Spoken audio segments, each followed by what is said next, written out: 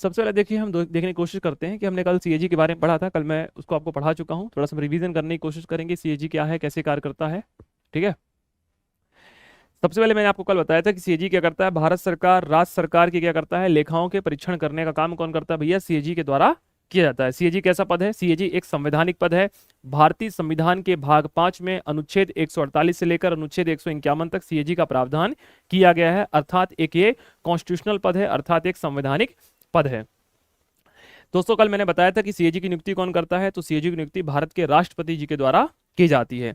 इसको पद से कौन हटाता है, तो इसको हटाने की प्रक्रिया वही होगी जिस प्रकार हम सुप्रीम कोर्ट के न्यायाधीश को हटाते हैं। हमने कल इसके बारे में भी डिस्कस कर लिया था। फिर दोस्तों हमने आपको बताया था कि जो सीएजी है ये क्या करता है, शुद्ध आय की भी गणना करता है। आर्टिकल 249 के तहत हमने चर्चा की थी कि आर्टिकल 249 के तहत ये क्या, सॉरी आर्टिकल 279 के तहत ये शुद्ध आय की गणना करता है। 249 मुझे याद आ गया, जनसंख्या से संबंधित कानून बनाने का विधेयक है वहां पर, है ना। चलिए, तो आर्टिकल 279 की दोस्तों अगर हम बात करते हैं तो आर्टिकल 279 में शुद्ध आय गणना के बारे में सीएजी का प्रावधान किया गया है। सीएजी की दोस्तों हमने शपथ की चर्चा की कि सीएजी की शपथ कहाँ मिलती है, तो सीएजी को शपथ है अर्थात जो ओथ होती है वो कौन दिलाता है, वो ओथ दिलाने का काम करते हैं कौन, आपके तीसरी अनुसूची के तहत राष्ट्रपति। अगर राष्ट्रपति उस समय नहीं है तो फिर कौन शपथ दिलाएगा भैया सीएजी को, तो राष्ट्रपति के द्वारा जो भी निर्देशित व्यक्ति होता है वो सीएजी को शपथ दिलाता है। ठीक है भैया, कोई दिक्कत की बात नहीं है। इसके साथ साथ दोस्तों हमने बात की थी कि जो सीएजी है वो कैसा निकाय है, सीएजी एक व्यक्ति ही होता है अर्थात एकल सदस्यीय संरचना है। दूसरा मैंने बताया था आपको कि सीएजी का उल्लेख संविधान में किया गया है अर्थात एक संवैधानिक पद है। जो दोस्तों अगर हम बात करते हैं सीएजी के बारे में, तो सीएजी जो है इस विभाग के जितने भी अधिकारी होते हैं जो सीएजी के अंतर्गत ही कार्य करते हैं अर्थात निचले स्तर में काम करते हैं सीएजी को सहायता और सुझाव देने के लिए।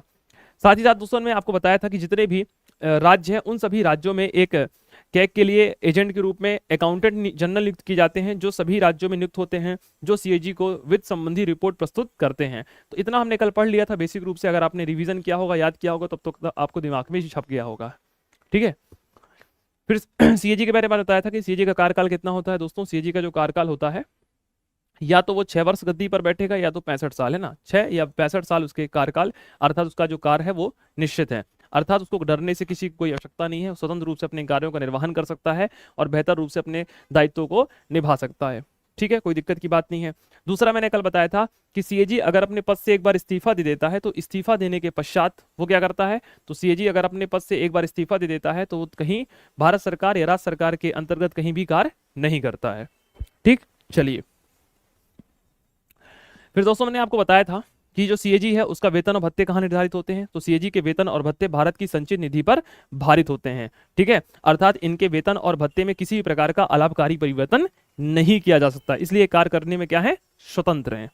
ठीक चलिए, फिर दोस्तों हमने बताया था कि ये कैसे कार्य करते हैं, तो इनके लिए एक अधिनियम है जिसका नाम है नियंत्रक एवं महालेखा परीक्षक कर्तव्य शक्तियां अधिनियम 1971, जिसमें संशोधन आगे चलकर 1971 में जो है 1971 के अधिनियम में संशोधन जाकर कब हुआ, संशोधन हो गया 1976 में। ठीक है, फिर दोस्तों हमने बात की थी कि एक अधिनियम और आया है इनके लिए, लेखा और लेखा परीक्षण विनियमन अधिनियम 2017। तो ऐसे बहुत सारे हमें यहाँ पर अधिनियम देखने को मिलते हैं।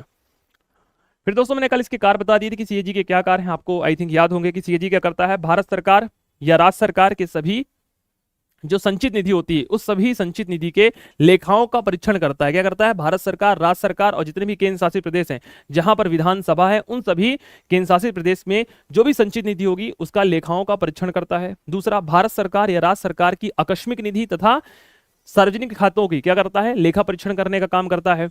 इसके साथ साथ मैंने बताया था कि केंद्र सरकार और राज्य सरकार के जितने भी विभाग होते हैं उनका ट्रेडिंग करना, विनिर्माण करना, लाभ हानि, उनकी बैलेंस शीट आदि को देखने का काम कौन करता है, सीएजी के द्वारा किया जाता है। फिर हमने चर्चा की थी कि कानून के द्वारा केंद्र सरकार या राज्य सरकार से जो वित्त पोषित संस्थाएं हैं या निकाय हैं उनके भी लेखा जोखा देखने का काम कौन करता है, सीएजी के द्वारा किया जाता है। राष्ट्रपति और राज्यपाल के द्वारा, है ना, राष्ट्रपति और राज्यपाल के द्वारा जो भी अनुसूचित किए जाने वाले प्राधिकरण है, संस्थाएं हैं, उनका भी ऑडिट करने का काम कौन करता है, सीएजी के द्वारा किया जाता है। तो ये हमने चीजें यहाँ पे चर्चा कर ली है।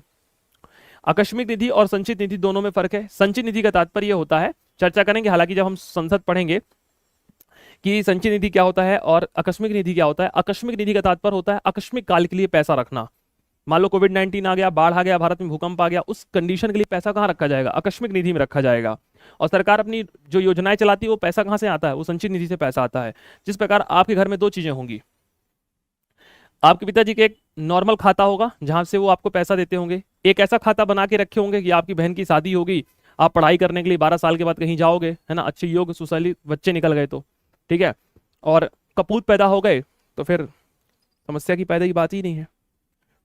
तो आपके घर में भी दो प्रकार के क्या होते हैं? फंड होते हैं। कभी देखना आपने पिताजी से पूछना, अगर वो वित्त का लेखा जोखा करते होंगे, सब चीज़ें अलग अलग लेवल में रखते हैं। वो बहुत बेसिक से चीज़ें हैं, पढ़ लिया होगा तो याद हो गया होगा।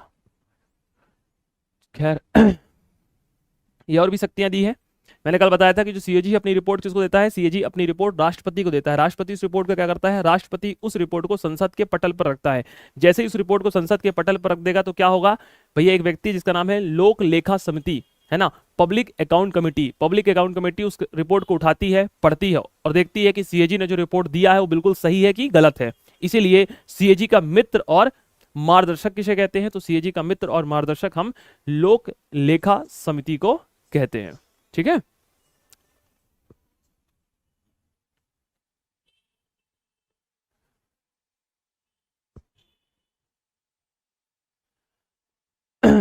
चलिए क्लियर। सेम ऐसा ही है, अगर किसी राज्य का ऑडिट कर रहा है तो उस राज्य के राज्यपाल को देगा। राज्यपाल कहाँ रखेंगे? राज्य की विधानसभा में रखने का काम करेंगे। सीएजी की लोक लेखा समिति के क्या संबंध है? कल मैंने बता दिया था, आई थिंक आपने उसको याद कर लिया होगा। अब सीएजी की दोस्तों अगर हम बात करें, अगर आपसे कहीं पूछा जाए कि जो सीएजी है इसमें क्या सुझाव दोगे, भाई सीएजी के जो कार्य है उसमें आप क्या सुझाव प्रस्तुत करना चाहेंगे उसके कार्यों को लेकर, तो आप बता सकते हैं कि तौर तरीके में बदलाव की जरूरत क्यों है। आइए चर्चा कर लेते हैं क्यों जरूरत है।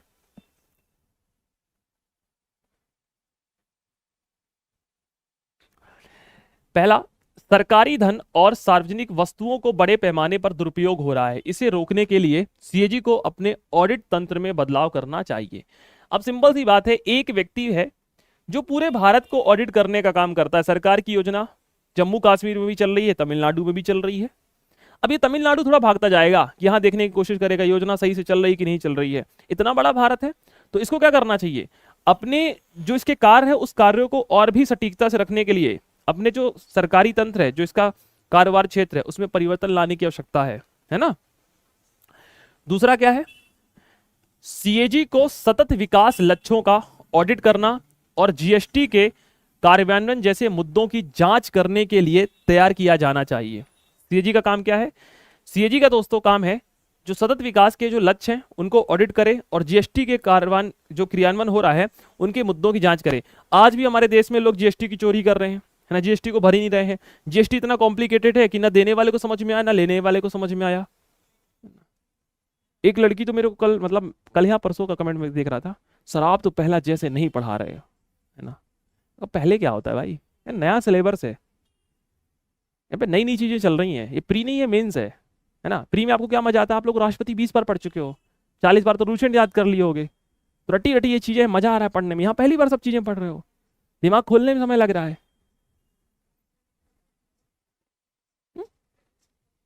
हाँ, जिस बहुत सारे विद्यार्थी यहाँ पर लिख लेते हैं तो लिखने की कोशिश किया करिए। मैं जितने समझा रहा हूँ ना उतने में लिख लिया करिए, दोबारा आपको समय ही बचेगा।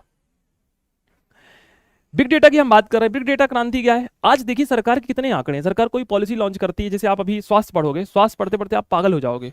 जैसे अभी जस्ट इसी पेपर में सेकेंड वाला जो पोर्शन है उसमें बहुत सारी शिक्षा है, स्वास्थ्य, जैसे आप पढ़ोगे शिक्षा। अब जैसे मान लो क्वेश्चन आए शिक्षा को लिखने के लिए, शिक्षा में सरकार ने क्या प्रयास किए, तो आप देखो कि सरकार की लाखों योजनाएं शिक्षा पर चल रही हैं, महिला की शिक्षा पर चल रही है। सरकार महिलाओं पर विकसित कर रही है, महिला शिक्षा के लिए, महिला व्यावसायिक शिक्षा पर बात कर रही है, तकनीकी शिक्षा पर बात कर रही है, प्रसूति सहायता पर बात कर रही है। इतनी सारी शिक्षाएं, इतनी सारी क्रांतियां चल रही हैं। आप पढ़ोगे तो कह लगोगे कि क्या हो गया भैया, ये इतना सारा डाटा सरकार का है, इतनी सारी योजनाएं चल रही है, इतना बड़ा डाटा है और लाभ हो रहा है इतने लोगों को।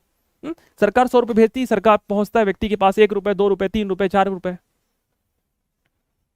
तो इतने सारे डेटा को कैसे याद रखोगे? पॉसिबल ही नहीं। तो यहां पर यही बात कह रही है कि बिग डेटा क्रांति के मद्देनजर सीएजी ने वर्ष 2016 में बिग डेटा मैनेजमेंट पॉलिसी के साथ काम करना तथा दिल्ली में डेटा मैनेजमेंट तथा एनालिटिक्स के लिए एक केंद्र भी स्थापित किया। बहुत अच्छा पॉइंट मैं आपको समझाने की कोशिश कर रहा हूं। आज सरकार कोई योजना बनाती, जैसे कि मान के चलिए अगर मुझे आपकी क्लास में कुछ परिवर्तन करना है तो मैं कैसे परिवर्तन करूंगा? मैं सबसे पहले पूछूंगा कि भैया मेरी बात से कितने लोग सहमत हैं। तो आप में से बहुत सारे लोग मेरी बात से सहमत होंगे, हाथ उठाओगे कि सर बिल्कुल आपकी बात से सहमत हैं। फिर मैं देखूंगा कि मेरी क्लास में किस पक्ष के लोग ज्यादा हैं, लड़के ज्यादा हैं, लड़कियां ज्यादा हैं। अगर मेरी क्लास में लड़कियां ज्यादा हैं तो मैं पॉलिसी बनाऊंगा लड़कियों के झुकाव में, लड़कियों के पक्ष में ज्यादा बेहतर बनाने की कोशिश करूंगा। सरकार भी कुछ इसी प्रकार पॉलिसी बनाती है। सरकार जब पॉलिसी बनाती है, मान लो शिक्षा के लिए, सरकार देखती है कि हमने जो लगातार अभी 20 साल में जो योजनाएं चला रही है उससे कितना बेनिफिट हुआ है। ठीक, कितना बेनिफिट हुआ, कहां कहां पर भ्रष्टाचार हो रहा है, सरकार उसको ध्यान रखेगी, कहां कहां पर योजनाएं फेल हो रही है वो ध्यान रखेगी। मतलब एक पूरा सिस्टम सरकार बनाती है। और सिस्टम किसके आधार पर बनाती है? एक डाटा के आधार पर ही तो बनाती है। जैसे मान के चलो आप यूट्यूब पर एक वीडियो डालते हो, ठीक है। अब आपको पता है कि आपको चाहने वाले यूट्यूब में हो सकता है पढ़ने वाले विद्यार्थी हो तो आपका वीडियो सक्सेस हो जाएगा, आपको पढ़ने वाले या आपको सुनने वाले व्यक्तियों की संख्या कम है, वीडियो फेल हो जाएगा। मतलब कहीं ना कहीं एक डाटा पर बात हो रही है ना, संख्या पर बात हो रही है। भविष्य में दोस्तों क्रांति होगी बिग डाटा को लेकर। समझो, लोगों ने कहा भविष्य में, एक एग्जाम्पल समझाने की मैं कोशिश करता हूं बहुत अच्छा। कुछ समय पहले फेसबुक पर एक आरोप लगा कि फेसबुक ने लोगों के भैया डाटा चोरी कर लिए। लगा कि नहीं लगा कि भैया जो फेसबुक है उसने डाटा चोरी कर लिया लोगों का। अब आप ये बताओ, ये छोटा सा फोन है, ये फोन नहीं है, ये व्यक्ति की प्राइवेसी है। कैसे? जैसे मान के चलिए आप मेरे से 10 मिनट मिले, ठीक है, या मैं आपसे 10 मिनट मिला, क्या आप मुझे जान पाए? भैया मैं 1 घंटे आया, मैं पढ़ा के चला गया, आप मुझे नहीं जान पाए, ना मैं आपको जान पाया, ना मुझे आपको जानने की इच्छा है, ना आपको मुझे जानने की इच्छा होना चाहिए, क्योंकि आपका काम है पढ़ना, मेरा काम पढ़ाना, बस निकल गया। पर आप बताओ कि मेरे जीवन की बहुत सारी प्राइवेट चीज इसमें होंगी ना, फोन पर होंगी, होंगी। अब मान के चलो मेरा यह फोन किसी व्यक्ति के पास ऐसा चला जाए और मेरे फोन पर कुछ ऐसी चीजें हों जो दुनिया को नहीं पता, केवल इस फोन को पता है। गेस करो। और कोई मेरे को बोले कि आपकी ये चीजें लीक कर देंगे, दुनिया के सामने प्रस्तुत कर देंगे, इसका 10 करोड़ रुपए चाहिए। अब मान के चलो अगर मेरे पास इस फोन में बहुत कीमती चीजें हैं, बहुत ऐसी चीजें हैं जो मैं दुनिया के साथ सामने प्रस्तुत करूंगा तो शायद दिक्कत हो सकती है मुझे, मेरे भविष्य को या मेरी फैमिली को। आप समझ रहे होगे? इस तरीके के बहुत सारे दृश्य आपको देखने को मिल रहे हैं। आज लोग, कोई भी आप एप्लीकेशन डाउनलोड करते हो, उस एप्लीकेशन की सबसे पहले नीड क्या होती है? उस एप्लीकेशन की सबसे पहले नीड होती है, वो आपसे पूछता है कि क्या आपकी गैलरी ओपन हो जाए। कभी भी एप्लीकेशन को ओपन करना, स्टोर करना, तो सबसे पहले आपसे यही पूछता है कि आपकी फोटो एक्सेस हो, ऑडियो एक्सेस हो, कैमरा एक्सेस हो। कभी देखना, कभी भी आप एप्लीकेशन डाउनलोड करते हो सबसे पहले वो आपका फोन का एक्सेस मांगता है। वो एप्लीकेशन क्यों मांगता है? कभी सोचा आपने? कभी आपने सोचा कि आप किसी व्यक्ति का नंबर अपने फोन में सेव करते हो, अगर आप फेसबुक चला रहे होगे तो वही आपको व्यक्ति फेसबुक में दिखने लग जाता है। कभी आपने सोचा किसी व्यक्ति का आपने नंबर सेव किया है कांटेक्ट में, वही व्यक्ति आपको टेलीग्राम में, वही व्यक्ति आपको इंस्टाग्राम में शो होने लगता है। क्यों? क्योंकि फोन को पता है उसे कैसे पहुंचाना है। आप क्या सोच रहे हो इस फोन में आपकी प्राइवेसी है? बिल्कुल गलत सोच रहे हो। साइबर क्राइम आपका सिलेबस है। हालांकि पॉलिटी मेरा भी टॉपिक है, मैं इसलिए आपको डिस्कस कर रहा हूं कि आपको चीजें थोड़ा ब्रॉड कॉन्सेप्ट होना चाहिए। दूसरा, मैं एक बात कहना चाहता हूं कि बहुत सारे लोग इस फोन में वीडियो कॉलिंग करते हैं, है ना। कुछ लोगों को वीडियो कॉल, स्नान ध्यान करते समय वीडियो बनाने का शौक होता है, ऐसा शौक होता है। ऐसे शौक बिल्कुल मत पालिए। आपको क्या लग रहा है ये फोटो वीडियोस केवल आपकी हैं? बिल्कुल गलत सोच रहे हैं। साइबर सुरक्षा अधिनियम को जब आप पढ़ेंगे जाकर, उसमें लिखा हुआ है कि ऐसे कार्य अगर आप कर रहे हैं तो दंडनीय अपराध है, क्योंकि हर एप्लीकेशन आपसे परमिशन मांगता है, और अगर आप एप्लीकेशन में परमिशन नहीं देंगे तो वो एप्लीकेशन आपके फोन पर नहीं चलेगा। ठीक है, तो मेरा दृष्टिकोण जिस दिशा में बताने की मैं कोशिश कर रहा हूं, आई थिंक आप मेरी बात को समझ रहे होंगे कि सर किस लोगों को टारगेट कर रहे हैं, यहाँ पे बताने की कोशिश कर रहे हैं। मुझे उम्मीद है कि आप इतने युवा हैं, मेरी बात को समझ पा रहे होंगे, है ना। नादानी में ऐसी कोई गलती मत करिए जिससे भविष्य में आपको खतरा उत्पन्न हो सकता है। सब मांगते हैं, चाहे व्हाट्सअप हो, इंस्टाग्राम हो, सबसे पहले आप ऐप डाउनलोड करते हो तो वो सबसे पहले प्राइवेसी मांगते हैं आपकी। सोच लो। तो लड़कियां थोड़ा सा सावधान रहें, क्योंकि आप पढ़ी लिखी लड़कियां हैं। और लड़के, आप पढ़े लिखे लड़के हैं तो आप अपने घर में जो छोटे भाई बहन हैं उनको समझाने की कोशिश करें कृपया। मेरे कहने का तात्पर्य यही है। तो अगली जो क्रांति होगी किस पर होगी? अगली युद्ध किस पर होगा? अगला युद्ध बेटा, हम तलवार हथियार लेकर, भाले लेकर युद्ध नहीं करेंगे। आप सोचो, पहले के राजा महाराजा हथियार लेके, तलवार चाकू मारा करते थे, धनुष मारा करते थे ना। पहले युद्ध कैसे होता था? तलवार से। तलवार से मारने के लिए आपको पहले तलवार वाले व्यक्ति के पास जाना होगा। तो जो अरब लोग आया करते थे वो क्या करते थे, घोड़े में बैठे बैठे तीर मारते थे, जाना ही नहीं है, तीर दूर से मार दिया, व्यक्ति मर गया। अब बेचारे लोग तलवार लेके पकड़े खड़े हैं, तो युद्ध का पैमाना चेंज हुआ कि नहीं हुआ भैया? पहले युद्ध होता था डंडा से, डंडा मारने के लिए, तलवार मारने के लिए व्यक्ति का सामने होना बहुत जरूरी है। अरब आए, यूनानी आए, उन्होंने बैठे बैठे घोड़े में बैठ के तीर मारा, दूर व्यक्ति खड़ा हुआ है, वो तलवार ही लेके खड़ा है। फिर युद्ध कैसे हुआ? फिर युद्ध हुआ बड़े बड़े हाथियों के द्वारा, बड़ी बड़े हाथी में लोग बैठ के युद्ध करते थे। फिर युद्ध कैसे हुआ? फिर अब युद्ध हो रहा है मिसाइलों पर, हो रहा है टेक्नोलॉजी पर युद्ध हो रहा है। और अगला युद्ध किस पर होगा? अगला युद्ध होगा साइबर पर युद्ध होगा। हम थल जल नभ इन सब से जो पांचवा युद्ध करेंगे वो कहां पर युद्ध करेंगे? वो युद्ध करेंगे हम टेक्नोलॉजी पर, डाटा पर युद्ध करेंगे। जैसे भैया इजराइल का एक वायरस था जिसका नाम है पेगासस, पढ़ा होगा आपने यूनिट 9 में, टेक्नोलॉजी में चर्चा हो गई तो मैं आपको बता देता हूं। पेगासस एक वायरस था जिसने संपूर्ण विश्व के सिस्टम को हैक कर लिया, प्राइवेसी हैक कर लिया। कितने करोड़ की फिरौती मांगी, लोगों को देना पड़ गया, लोगों की प्राइवेसी है। तो मैं कहने का तात्पर्य यही है कि आप अपने फोन पर इंस्टाग्राम पर, टेलीग्राम पर, फेसबुक पर ऐसी चीजें अपलोड ना करें, ऐसी चीजें ना रखें, क्योंकि वो आपको क्या करता है? जज करता है, आर्टिफिशियल इंटेलिजेंस पर काम करता है ना। आर्टिफिशियल इंटेलिजेंस की जनक कौन है? जॉन मैकार्थी, एमपीपीएससी 2022 का क्वेश्चन भी है मेरे लाल। ठीक साइबर अटैक से ऐसे बचा सकता है, पॉलिसी है आपके लिए कि सबसे पहले तो अपने फोन पर, अपना जो फोन है ना आपका फोन, उस फोन की सबसे बड़ी बात यह है कि समय समय पर आप अपनी प्राइवेसी को क्या कह सकते हैं, जो आपका हिस्ट्री वाला ऑप्शन है उसको डिलीट करते रहें समय समय पर। कोशिश करें कि विभिन्न प्रकार के आप जैसे ऐप, जैसे कि मान के चलिए व्हाट्सअप बहुत ऑथेंटिक ऐप है, उसके अलावा मुझे नहीं लगता कि आपको कोई दूसरा ऐप चलाना चाहिए, या चला रहे हैं तो आप इंस्टाग्राम चला सकते हैं और आप टेलीग्राम वगैरह चला सकते हैं जो कि ऑथेंटिक है। ऐसे व्यक्ति को जोड़ने की कोशिश ना करें जो अनजान है, जिसको आप नहीं जानते हैं, है ना, भले कोई भी क्यों ना हो। और सर मैं नोकिया 250 ले आया, अरे इससे अच्छी बात ही नहीं है, फिर तो कोई मुद्दा ही नहीं है ना, फिर साइबर अपराध पढ़ने की आवश्यकता नहीं है। नीचे लिख दो मेरे पास नोकिया 250 है, ठीक, खत्म। चलो, तो बिग डेटा क्रांति समझ रहे हो ना? तो आने वाला भविष्य किस पर टिका हुआ है? क्रांति बिग डाटा पर टिका हुआ है, पॉलिसी पर टिका हुआ है ना, समस्याओं पर टिका हुआ है। तो इसी को लेकर रखते हुए दिल्ली में डेटा मैनेजमेंट एंड एनालिटिक के लिए एक केंद्र की भी स्थापना की गई है। याद रहेगा, आपको याद कर लेना, थोड़ा सा वर्ड टफ है पर जब तक ये वर्ड नहीं लिखोगे तो कैसे मजा आएगा, थोड़ा तो आपको मेहनत करनी पड़ेगी यहाँ पर। अगला क्वेश्चन है कि सीएजी ने संयुक्त राष्ट्र मुख्यालय का सफलतापूर्वक ऑडिट किया। किसका ऑडिट किया? संयुक्त राष्ट्र मुख्यालय का सफलतापूर्वक ऑडिट किया। मतलब हमारे सीएजी ने संयुक्त राष्ट्र संघ का, मतलब यूएनओ में जाकर उसका भी ऑडिट कराया। देख रहे हो इसकी योग्यता, भारत का कम नहीं कर रहा हो, दुनिया का काम कर रहा हो, ठीक है, जिससे कई कठिन कार्य शामिल थे। यह भारत के सीएजी की विश्वसनीयता को दर्शाता है। जैसे कि मान के चलो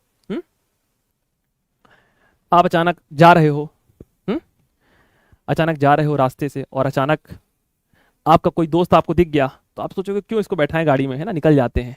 पर वहीं मान लो एक सुंदर सी कन्या ऐसे हाथ दे रही है, ठीक है, और ऐसे ऐसे कर रही है रोड के किनारे खड़े होकर, तो आप सोचोगे कि मेरे साथ ही बैठ के जाए। होता है ना, मतलब अपने घर की जो मुर्गी है अपने खेत की मुर्गी दाल बराबर, ऐसे कुछ कहानी है, कविता है, हिंदी में आप लोगों ने पढ़ी होगी। ऐसे ही देखो सीएजी का काम क्या है, भारत का ऑडिट तो छोड़ो, यूएनओ को ऑडिट करे जा रहा है। देख रहे हो क्या लिख रहे हो? सीएजी ने संयुक्त राष्ट्र मुख्यालय की सफलतापूर्वक ऑडिट किया है, जिससे कई कठिन कार्य शामिल थे। यह भारत के सीएजी की विश्वसनीयता को दर्शाता है। मतलब अपने घर का काम छोड़कर हम जा रहे हैं दूसरे का काम करवे। ऐसे ही कहानी है कि हमें घर में क्या हो रहा हो हमें नहीं पता, पड़ोसी घर में क्या हो रहा हो हमें ज्यादा पता है ना। घर की मुर्गी दाल बना, ठीक है यार। हिंदी मैंने पढ़ना छोड़ दिया तो काफी क्या दिमाग से चीजें निकल जाती हैं। पहले बहुत फ्लो में रहता था, है ना, अब क्या एक ही सब्जेक्ट पढ़ना है, सुबह शाम पॉलिटी। चलो, नियंत्रक व महालेखा परीक्षक की आलोचना है। हम भारतीय सबसे आगे हैं आलोचना करने में, है कि नहीं है? तो आइए जान लेते हैं आलोचना।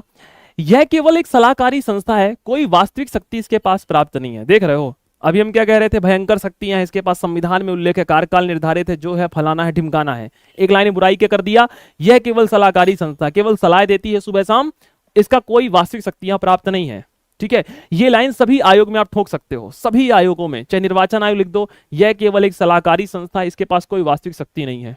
आयोग थोड़ा तुमसे पूछने आ रहा है, प्रूफ करो इस बात को, ठीक है। तकिया कलाम लाइन है।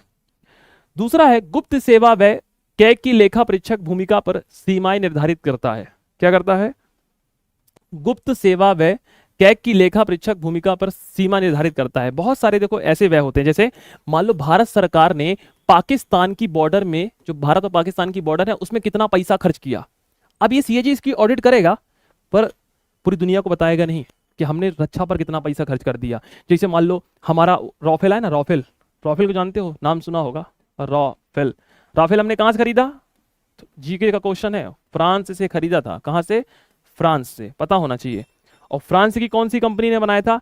The salt navigation. कंपनी का नाम कभी एग्जाम में आए तो लिख देना, द सॉल्ट नेविगेशन, नेविगेशन, ठीक है। द सॉल्ट नेविगेशन कंपनी थी जो फ्रांस की थी। हमने उससे क्या खरीदा? राफेल खरीदा। अब राहुल गांधी जी चिल्ला रहे हैं, कितने में खरीदा बताओ? आपके दिमाग में प्रश्न आया होगा कि मोदी जी बता कहीं नहीं देते यार, इतना कहाँ चर्चा की विषय है, इतनी चर्चा की क्या विषय है? मोदी जी बता दे कितने पैसा खरीदा है, कहाँ टेंशन की बात खत्म। राहुल गांधी जी सोए, हम भी सोए, पूरी मीडिया लगी हुई है कि राहुल गांधी जी कह रहे हैं मोदी जी चोर है, चौकीदार चोर है। पर क्यों नहीं बताया भैया? भारत के रक्षा मंत्री ने क्यों नहीं बताया? इसलिए नहीं बताया क्योंकि भारत की सुरक्षा व्यवस्था से जुड़ा हुआ मुद्दा है। किससे जुड़ा हुआ मुद्दा है? भारत की राष्ट्रीय सुरक्षा से जुड़ा हुआ मुद्दा है। अगर हमने बता दिया कि हमने इतने में खरीदा है तो पाकिस्तान कल बना लेगा, कल फ्रांस से खरीद लेगा सस्ते में, है? जैसे मान लो अपने यहाँ कोई पड़ोसी, अपन लोग कार वार लेकर आते हैं, कई बार पड़ोसी पूछता है कितने किया है, मान लो खरीदे होंगे अपन 1 लाख रुपए की, बताएंगे भैया 1.5 लाख की है, ठीक है। भारतीय फेंकने में ज्यादा ही आगे है, वैल्यू नहीं कम हो जाएगी।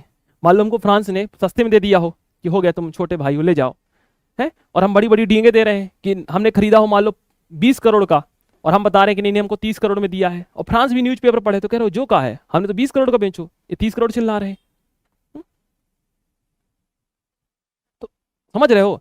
बहुत समझदारी की बात यहां पर यह है कि हम अपनी सुरक्षा व्यवस्था को लेकर बहुत सटीक हैं। हम ये नहीं बता सकते कि हमने कितने रुपए में खरीदा है, हम ये नहीं बता सकते कि हमने अपनी सुरक्षा व्यवस्था में कितना पैसा खर्च किया है हम ये नहीं बता सकते कि हमने रॉ एजेंटों को, हमने आईबी के एजेंटों को, हमने अपनी राष्ट्रीय सुरक्षा व्यवस्था में कितना पैसा खर्च कर दिया, हम ये बिल्कुल नहीं बता सकते, क्योंकि देश की सुरक्षा व्यवस्था से जुड़ा ये मेरे लाल क्या है? मुद्दा है। मुझे उम्मीद है कि आप लोग मेरी बात को समझ पा रहे होंगे। अरे ठीक, चलिए तीसरा क्या है? कैग की भूमिका व्यय होने के बाद केवल व्यय की लेखा परीक्षण करता है। कल मैंने बता दिया था कैग क्या करता है? पैसा खर्च होने के बाद, पैसा खर्च होने के बाद जांच करता है ना। इसीलिए मैंने बताया था पोस्टमार्टम करता है, सब विक्षेप करता है। क्या करता है? सब विच्छेद करता है, ठीक।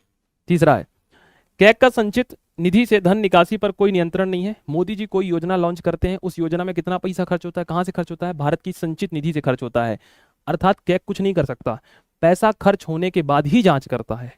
ये लाइन देखो, कैग का संचित निधि से धन निकासी पर कोई नियंत्रण नहीं है।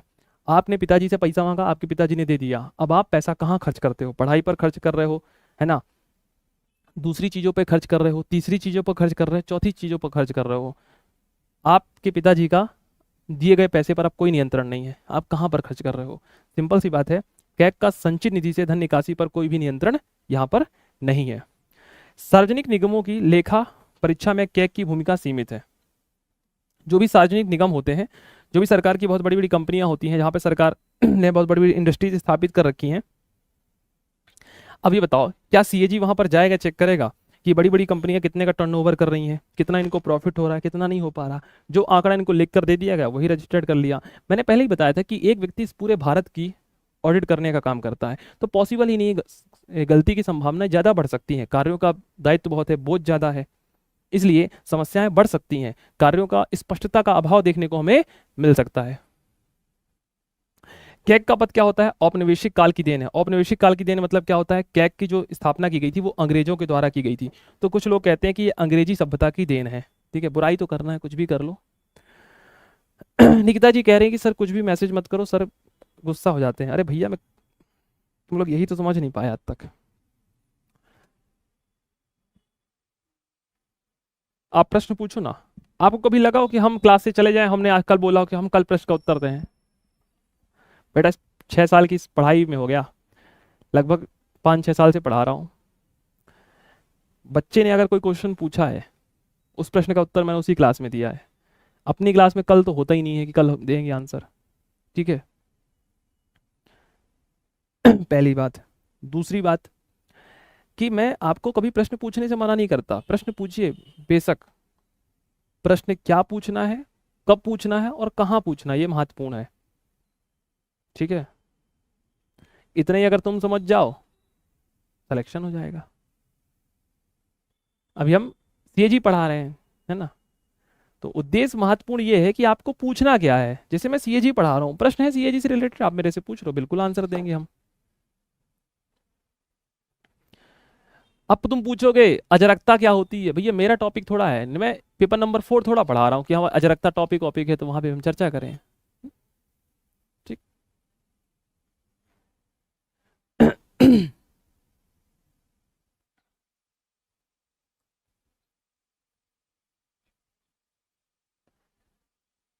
दीपिका कह रही है कि सर हर स्टेट में एक सीएजी होना चाहिए। सीएजी के प्रतिद्वंदी नीचे कार्य करते हैं, निचले स्तर में एक हायरार्की सिस्टम है, ऊपर सीएजी है, उसकी जस्ट नीचे बहुत सारी संस्था कार्य करती है राज्यों में, ठीक है।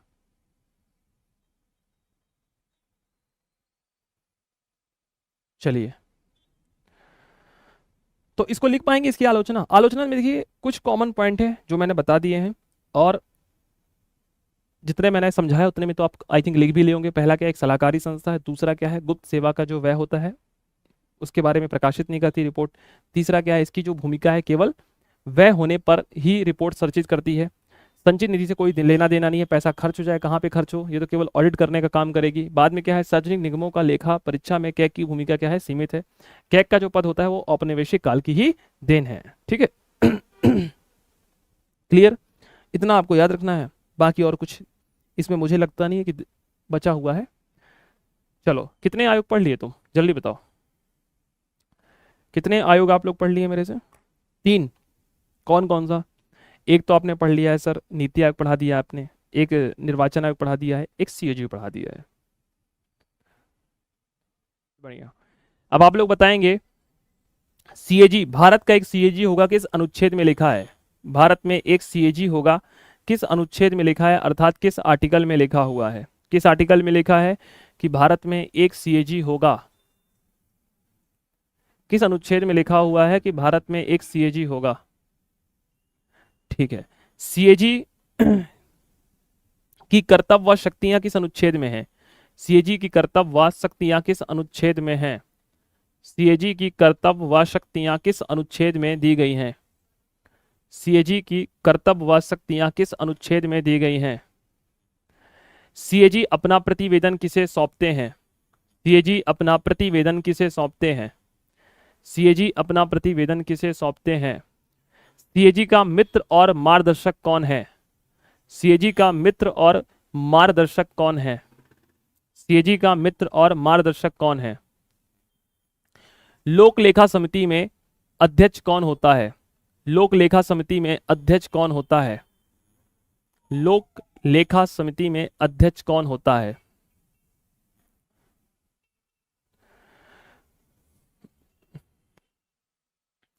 सीएजी की कर्तव्य व शक्तियों का निर्धारण कौन करता है? सीएजी की क्या कर्तव्य होंगी, क्या शक्तियां होंगी, सेवा शर्तें, इन सब का निर्धारण कौन करता है? सीएजी की कर्तव्य, सेवा शर्त और उनकी शक्तियों का निर्धारण कौन करता है? सीएजी की कर्तव्य, शक्तियां व सेवा शर्तों का निर्धारण कौन करता है? कौन करता है? संसद करता है। कौन करता है? संसद। संविधान नहीं, लिखो संसद। कौन करता है? संसद करता है। इसके लिए अधिनियम आया है, बिल्कुल आया है सर। कब आया है? वर्ष 1971 में अधिनियम आया है। 1971 में संसद ने एक अधिनियम बनाया है, क्योंकि सर आपने पढ़ाया है, अभी दिखवाए थे ना। 1971 में एक अधिनियम आया है जिसमें सीएजी की क्या सेवा शर्तें होंगी, क्या अधिनियम होगा, इन सब चीजों के बारे में दिया गया है। इस 1971 के अधिनियम में संशोधन कब हुआ है? वर्ष 1976 में इसमें संशोधन भी किया गया है, ठीक है। हालांकि आपको इतना नहीं जानना है। सीएजी का पद किस भाग में दिया गया है? भाग 3 में, भाग 4 में, भाग 5 में? सीएजी का जो पद है किस भाग में दिया गया है? जल्दी बताइए आप। भाग 3 है, भाग 4 है, भाग 5 है?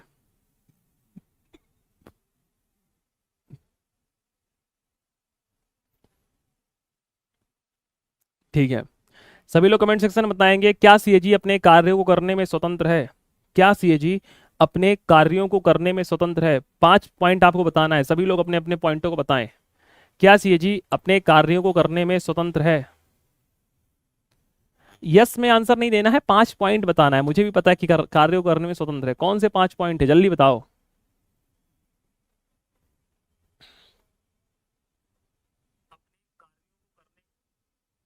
जल्दी बताओ कौन से 5 पॉइंट है, वो तो मुझे ही पता है कि है। बढ़िया से तुम लोग आंसर दे देते हो क्या कई बार? जी सर है?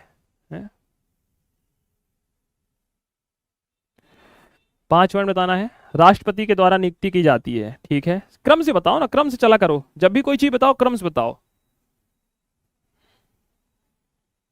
बताओ जल्दी बताओ।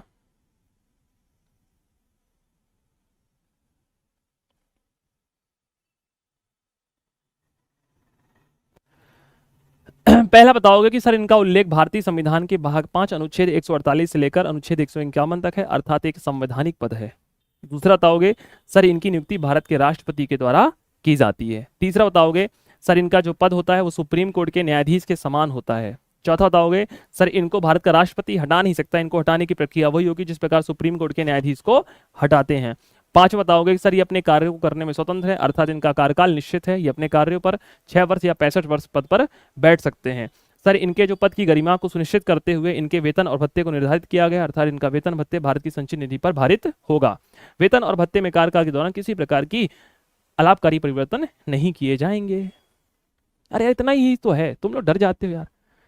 कोई नीचे से बता रहा है एकदम लास्ट वाली लाइन को, अरे पहले बताओ संविधान में है, अनुच्छेद में है, भाग में है, नियुक्ति कौन कर रहा है, क्या कर रहा है, क्या पूरा बताओ, सीक्वेंस चलना चाहिए। जितना तुम मेरे से दरबार करते ना वही तो बताना है। बताओ तो।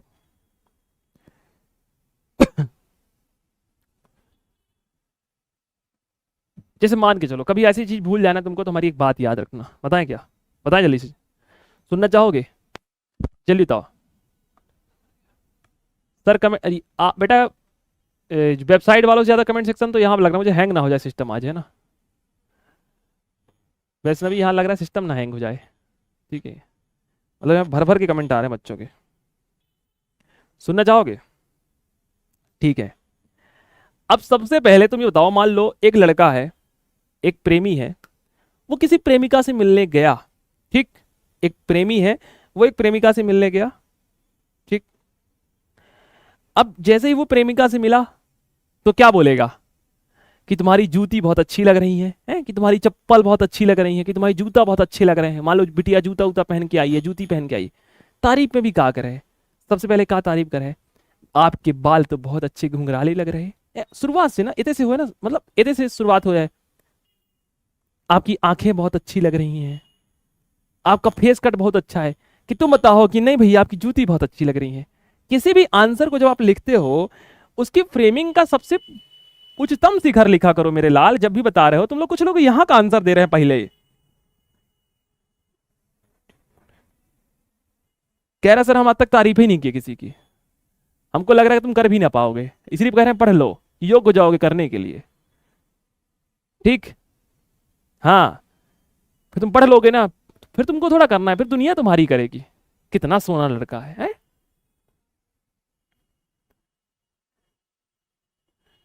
समझ गए? यहां से आंसर मत दिया करो कि सर इन, अब कोई बता रहा है कि सर इनका वेतन और भत्ते भारत की संचित निधि पर भारित है।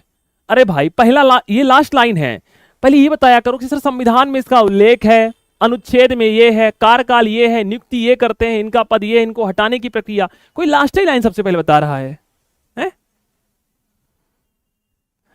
हम ये थोड़ा कह रहे हैं कि कोई प्रेमी होना, प्रेमिका होनी चाहिए। यार तुम्हारा फ्रेंड भी हो सकता है भाई, है? थोड़ा अच्छे तरीके से लिया करो, सकारात्मक वे में। नकारात्मकता ही क्यों जाना है कि हम नकारात्मकता के लिए ही पैदा हुए हैं, हम वही सोचेंगे, हैं? कोई हो सकता है प्रेम, कोई दोस्त दोस्त भी हो। सर नीति, हाँ नीति आयोग की ही बात कर रहे हैं।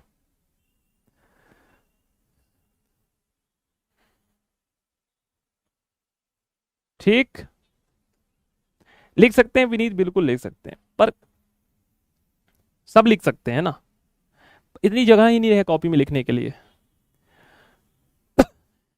चलो चलो ठीक, आ जाओ मुद्दे में जाओ, बस बस बस बस, है ना।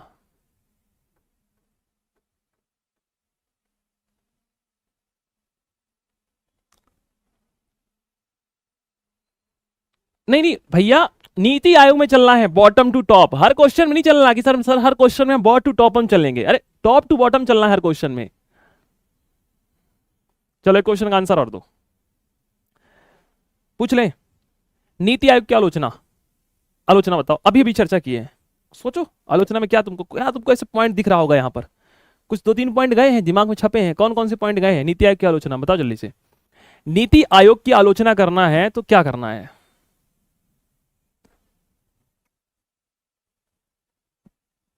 नीति आयोग की आलोचना करना है, सबसे पहला पॉइंट सर कुछ याद आ रहा था, सर एक बात आपकी याद आ रही है, जल्दी बताओ। अरे आलोचना करना है, हाँ ठीक है, एक सलाहकारी निकाय है, ठीक है रट लिया, मतलब कॉपी नहीं देखना है, कॉपी नहीं देखना है मेरे लाल, कॉपी बंद कर दो ईमानदारी पूर्वक। सोचो मेमोरी में क्या गया है, कुछ एक पॉइंट गया है, ओनली एडवाइजरी बॉडी है, ठीक है, और कुछ मैं कुछ ढूंढ रहा हूं।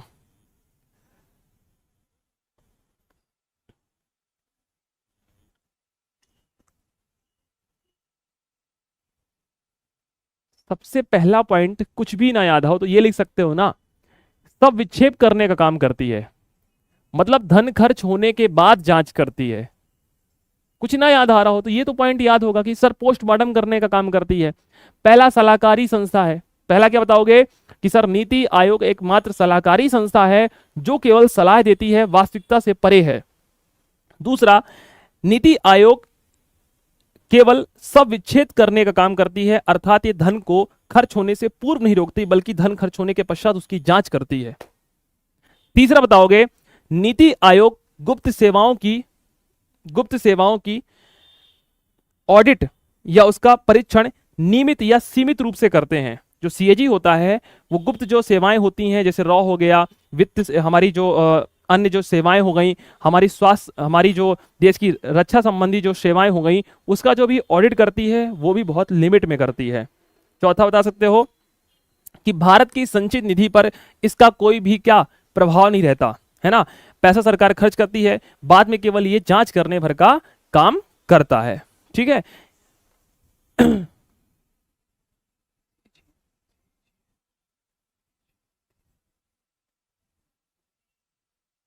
अच्छा हाँ हाँ, मतलब मैंने नीति आयोग अगर बोल दिया है बीच में तो मुझे उम्मीद है कि आप पढ़े लिखे विद्वान लोग हो, तो मैं सीएजी के बारे में ही बता रहा हूँ, मैंने बीच में नीति आयोग बोल दिया क्या? ठीक ठीक, मुझे उम्मीद है कि आप इतने मानसिक बुद्धिजीवी व्यक्ति हैं कि अगर मैंने कुछ फ्लो में गलत बोल दिया होगा, वर्ड गलत बोल दिया उस बीच में, तो आप कंसीडर कर लेंगे, उसको समझ जाएंगे कि सर हाँ बुद्धिजीवी है ना आप लोग, मैं मान के चलता हूँ। ठीक ठीक, ओके ओके,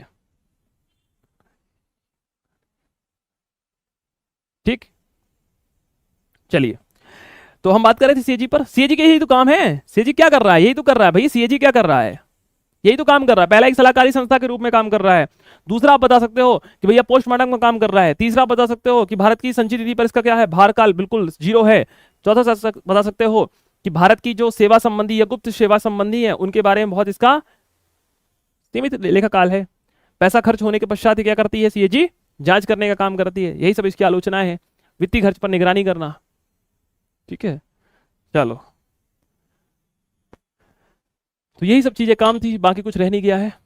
और कुछ आपसे देखिए यहाँ पर लिखा है, नियंत्रक एवं महालेखा परीक्षक की कर्तव्य शक्तियां सेवा शर्त अधिनियम 1971, है ना। कुछ लोग, मैंने आपसे पूछा था ना कि कहाँ लिखी है, तो कोई कह रहे संविधान में लिखी, संविधान में कहाँ लिखी है, संविधान नहीं बनाता, संसद बनाता, संसद ने अधिनियम बनाया 1971, ठीक है। पार्लियामेंट जब कोई भी चीज पास करती है तो क्या होता है, अधिनियम कहते हैं। सर हम भी कंफ्यूज हो गए थे बेटा, तुम तो कंफ्यूज हो ना, है, कंफ्यूजन से बाहर निकलो, ठीक है।